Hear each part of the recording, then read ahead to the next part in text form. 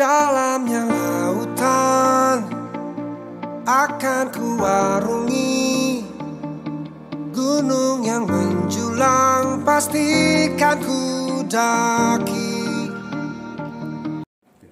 Dari Kementan, di pertanyaan pertama kami, Bapak, selama ini bagaimana Bapak dapat mengidentifikasi kasus-kasus yang merupakan dilema etika atau rujukan moral? Oh gitu. Terima kasih atas waktu yang diberikan kepada saya selaku pimpinan SMK 1 Denpasar.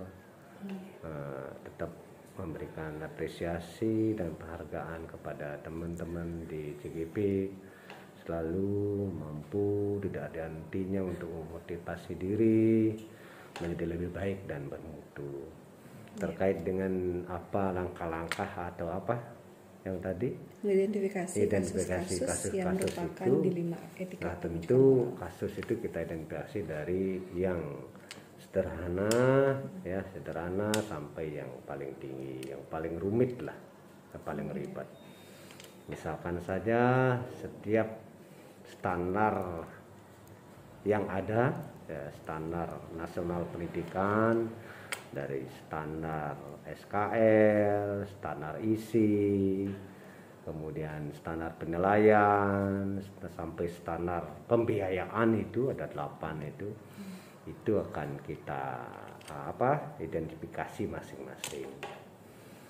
Sebagai contoh, yakni di standar proses, misalkan standar proses, yaitu terkait dengan anak-anak SMK itu memang harus kita lakukan, sudah merupakan kurikulum yang selalu berinovasi kaitannya dengan adanya program yakni PKL misalkan. Nah, di PKL itu pegang peranan sangat penting.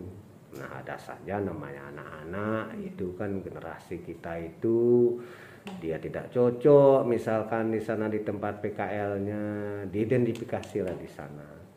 Identifikasi apa penyebabnya dia tidak hadir misalkan yang pertama. Identifikasi apakah dia tidak nyambung, relevan dengan visionnya di sana, atau bagaimana adalah tidak nyaman di sana, sampai nanti hasil yang diharapkan oleh anak itu. Kasus itu nanti akan terkumpul jadi satu, tersimpul di sana, kemudian jadilah suatu kasus besar. Nah, jadi identifikasi itu dari yang sederhana ke lebih sulit begitu. Itu cara mengidentifikasi secara umum. Banyak hal yang memang harus identifikasi terjadi terkait dengan tergantung dengan kondisi yang ada. Misalkan saja di BK kan itu. Nah, di BK anak-anak kita banyak yang misalkan hari pertama ya terlambat 20 orang misalkan. Hari kedua ada penurunan 15 orang, hari ketiga 10 orang, hari keempat tidak ada. Itu berarti dia harus kita punyakan perhatian. Itu kasus-kasusnya apa? Apakah bangun paginya tidak mampu? Apakah masalah keluarga, ekonominya, kan gitu ya. Dan banyak hal yang menjadikan sesuatu dasar untuk hal tersebut. Ya, itu aja identifikasinya dulu. Nanti silakan dipadukan nanti. Sama Bapak untuk jawabannya di pertanyaan pertama. Niki untuk selanjutnya di pertanyaan yang kedua adalah, selama ini bagaimana Bapak menjalankan pengambilan keputusan di sekolah, terutama untuk kasus-kasus di mana ada dua kepentingan yang sama-sama benar atau sama-sama mengandung nilai-nilai kebajikan. Ya. Kalau keputusan kita ambil di sini di sekolah ini, tentu ada uji regulasi atau uji peraturan yang disepakati terlebih dahulu, ya bisa dipahami dulu, bersama nanti antara sekolah dengan orang tuanya, dengan tata tertib sekolah. Kemudian setelah diketahui dan dipahami, di dalam prosesnya tentu ada pelanggaran-pelanggaran. Nah, pelanggaran itulah kita selalu berpacu pada regulasi itu, acuan kita untuk melaksanakan bagaimana keputusan itu kita akan laksanakan. Antara lain, contoh saja, ya, misalkan seorang anak melakukan pencurian misalkan, ya pencurian di tempat PKL misalkan, ya PKL. Nah itu tentu dilema juga itu. Salah satu pihak dari individu ke kelompok, individunya si anak, kemudian kelompoknya antara SMK dengan industri, gitu jadinya. Dengan demikian kita harus sama-sama jalan, tidak langsung kita memindahkan anak itu, kita bina dulu, beri pemahaman dan sebagainya, kerjasama antara sekolah dengan industri dengan orang tua, kan itu ya. Kerjasama tiga komponen itu dengan baik, sehingga nantinya dengan dilema itu kita akan mendapatkan hasil yang baik. Mudah-mudahan ada perubahan dengan adanya keputusan itu. Itu saja. Yang lainnya dengan cara apa? Dengan cara anak yang PKL itu kita bina di sekolah lagi sesuai dengan jurusannya, ya, diberikan kaproknya menangani sekolah itu sekaligus pembinaan. Kemudian guru agama, ya, guru-guru umum sekali-sekali memberikan informasi terkaitan dengan kebajikan agar supaya tidak terjadi hal yang tidak kita inginkan bersama, apalagi tetap punya etika di sana. Itu kira-kira. Iya Bapak, semua Niki. Kami lanjut ke pertanyaan yang ketiga. Langkah-langkah atau prosedur seperti apa yang biasa Anda lakukan selama ini? Apabila ada suatu keputusan kita lakukan, langkah-langkah itu dari bawah sampai ke atas, ya.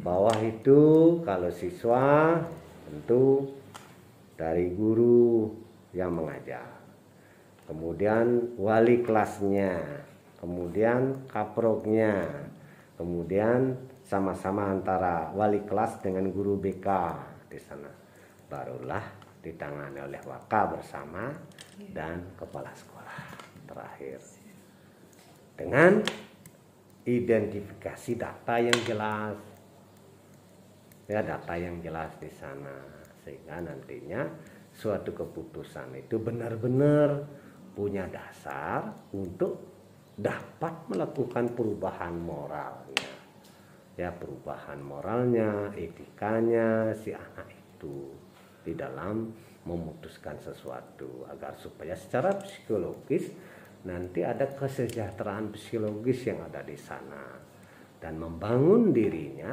apabila keputusan itu bisa diterima, kemudian bisa dia merubah mindsetnya ke depan.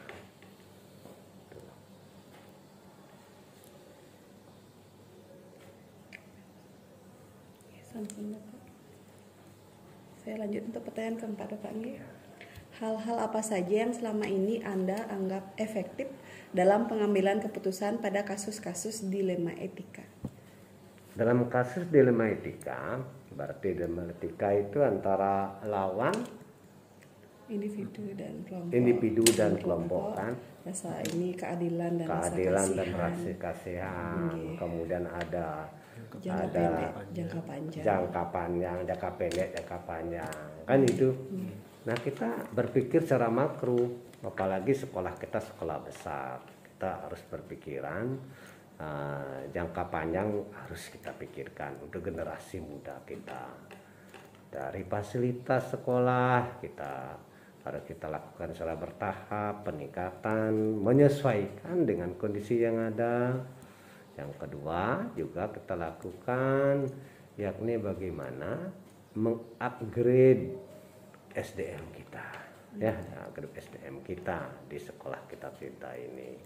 Kemudian bagaimana kaitannya yang ketiga, meningkatkan mutu daripada pembelajaran itu sendiri agar supaya apa yang kita sampaikan di depan kelas atau di bengkel ataupun dimanapun, di luar sekolah, di dalam sekolah, mampu memberikan sesuatu yang sangat berharga untuk pengembangan dirinya anak-anak itu sendiri. Nah, dengan demikian kita harus bertahap dulu, ya. Bagaimana strategi dan sebagainya itu memang itu seperti saya sampaikan awal tadi, silakan nanti dibuat dengan komplit di sana, ya. Siap, Bapak. Di pertanyaan kelima, hal-hal apa saja selama ini yang merupakan tantangan dalam pengambilan keputusan pada kasus-kasus dilema etika? Tantangan dari Bapak. Tantangan itu banyak sekali sebenarnya, tapi yang paling dominan adalah tantangan yakni bagaimana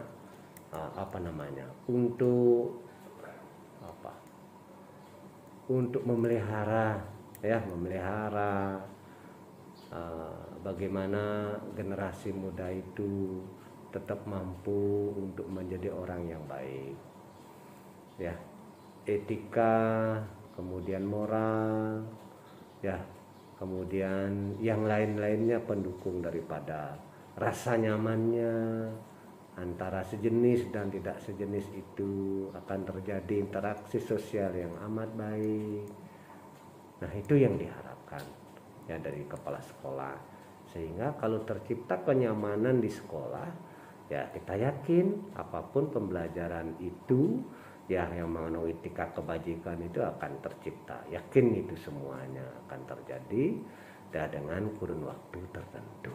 Dengan demikian, apa yang merupakan pertanyaan itu, ya, tentunya akan memberikan dampak yang positif, ya, dampak positif dari perubahan-perubahan yang ada pada diri anak-anak, keluarga besar, kemudian akan berdampak dengan skena ini sendiri. Siap, Bapak. Di pertanyaan kami yang ke-6, apakah Bapak memiliki jadwal tertentu dalam sebuah penyelesaian kasus dilema etika? Terus apakah Bapak langsung menyelesaikan di tempat atau memiliki jadwal untuk menyelesaikannya? Dan bentuk prosedurnya seperti apa yang dijalankan? Ya. Pertama, kita setiap bulan sudah melakukan rapat koordinasi manajemen. Ya, rapat koordinasi manajemen. Di sana rapat koordinasi manajemen yakni mulai dari staf manajemen Wakasek sampai pada Kabeng. Tentu dari sana, ya, kita tahu ada laporan-laporan, kemudian pertanyaan-pertanyaan, diskusi dan sebagainya, ya, dan di sanalah kita akan terjadwal setiap bulan itu sekali, ya, setiap bulan sekali, dan merangkum apa-apa capaian yang kita sudah laksanakan dan apa-apa yang belum yang kita capai, kemudian apa masalah-masalah yang kita hadapi dan bagaimana solusi yang harus kita lakukan. Itu jadi terjadwal itu, ya, terjadwal setiap bulan kita lakukan secara kontinu. Nah, dengan adanya koordinasi komunikasi dengan baik dengan 12 konsentrasi keharian itu, nah, tentu mempunyai keragaman, ya, karakter anak-anak kita, sehingga kasus-kasus yang terjadi dilema etika itu benar-benar mampu, ya, kemudian nanti, ya, sebagai catatan kehidupan yang lebih baik lagi. Dan pertanyaan kami yang ke-7, Bapak, adakah faktor-faktor yang selama ini mempermudah atau membantu Bapak dalam pengambilan keputusan dalam kasus-kasus dilema etika? Banyak faktor. Faktornya adalah dari apa? Semua komponen. Guru-guru. Pertama, guru-guru kita semua responsif, positif dia, ya, karena dia berpikir positif. Tuh, semua itu guru-guru kita dasarnya kita transparansi, kemudian kita dasar tanggung jawab semua sebagai tugas sebagai tenaga yang profesional ya, itu aja. Silahkan dibuatkan nanti kaitannya tambahkan. Dan dari yang pertanyaan kami yang terakhir Bapak, dari semua hal yang telah disampaikan, pembelajaran apa yang dapat Bapak petik dari pengalaman Bapak dalam mengambil keputusan dilema etika? Pembelajaran. Nah, tentu banyak pembelajaran itu, tapi saya sampaikan hanya satu hal pembelajaran. Dalam pengambilan keputusan ya memang ya diperlukan sesuatu kecermatan setiap indikator, yakni indikatornya apa, penyebab, kemudian dari penyebab itu kita cari akar masalahnya, kan ini tadi akar masalahnya, setelah itu selesaikan masalahnya, cari solusi yang terbaik. Itu sebagai pembelajaran secara circle itu merupakan harmonisasi. Kalau dia sudah circle terjadi, itu adalah satu hal yang luar biasa dalam hidup ini. Maka dari itu keputusan itu agar supaya tidak otoriter, ya kita harus tetap berkomitmen untuk selalu berdasarkan dari bawah dulu, dari bawah, penanganannya secara baik, pembinaan dari lakukan, kemudian sampai lakukan kolaborasi di sana, lakukan pembinaan pada anak kita, sampai nanti dasar itulah kami gunakan untuk memutuskan sesuatu. Jadi memutuskan sesuatu tidak semudah menengadahkan telapak tangan. Kita harus berpikir, melakukan sesuatu observasi, pengamatan langsung, kan itu. Kemudian kita wajib untuk mengetahui apa yang menjadi dasar untuk pengambilan keputusan tersebut. Jadi tidak semena-mena kita mengambil suatu keputusan, melainkan kita harus punya dasar. Dasarnya apa? Ada uji publiknya, ada uji intuisinya, kan itu. Intuisinya, kemudian panutan, ya kan itu ya, benar ya? Panutan itu, ya. Uji panutan, ada idola istilahnya kan. Idola harus ada. Nah itu semua silahkan nanti diatur. Iya Bapak. Sampun niki Bapak. Sukses banyak niki. Ya, banyak sekali saya dapat dari Bapak. Ya, mudah-mudahan punya makna ya. Pasti Pak.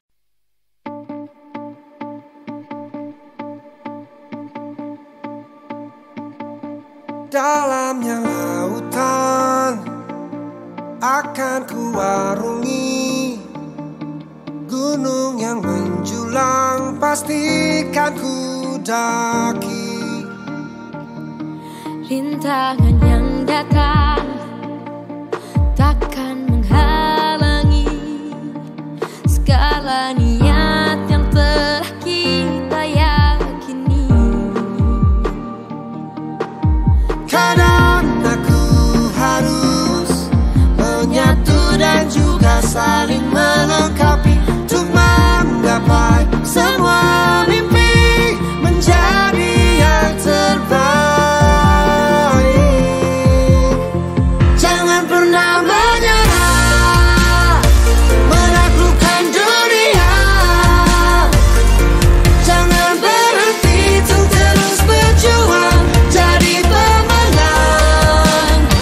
Tetap semangat ini takkan pernah habis selama kita terus bersama. Meski berbeda, kita pasti bisa.